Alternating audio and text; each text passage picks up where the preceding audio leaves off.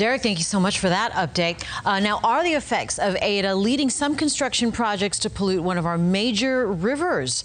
Four in your corner following up on a previous investigation into two local construction sites, both under scrutiny for what they're letting get into the Caloosahatchee. That's right. We've been following this for a while now, and we're finding the State Department of Environmental Protection, or DEP as it's known, is looking into runoff trouble after this continued stormy weather from Ada. Our Rochelle Aline in downtown Fort Myers at one of those sites.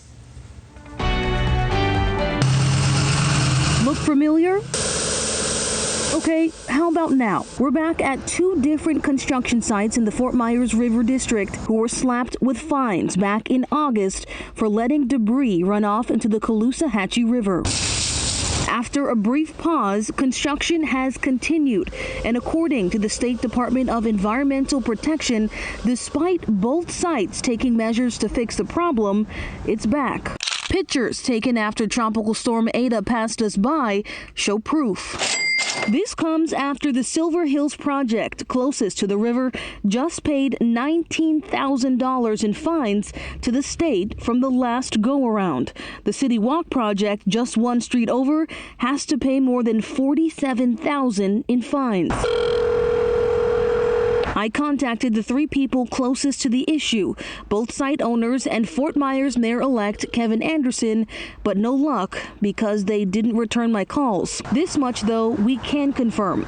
Back in September, the project manager for the City Walk site told Fox 4 they leaned into Mother Nature for an explanation. We live in Florida. It rains a lot, and, we do what we can to contain it, and certainly, our intent is to never do anything that's going to impact the environment, for sure. And so we're trying to, we want to make sure if there are issues and any of them are being caused by our site that we're addressing them. I also reached out to the leader of local clean water group, the Colusa Waterkeepers, which keeps a close eye on sources of runoff pollution. The group's leader, John Cassini, sounded exasperated, telling me that at this point, what more can he say, since his group has been raising this issue for quite some time. But I did want to remind you of what he told me back in September when it comes to why this runoff isn't just illegal, but also bad for all the living things that depend on the river. It has the ability to suffocate animals that are filter feeders or breathe with gills. And if it settles out on plants, it can sometimes harm the plants. And we'll let you know if we hear back from those two project site managers or if we hear back from Mayor-elect Anderson, who represented this part of the district when he was a councilman. I spoke to him back in September, and he told me he was confident that both of these projects could get back on track.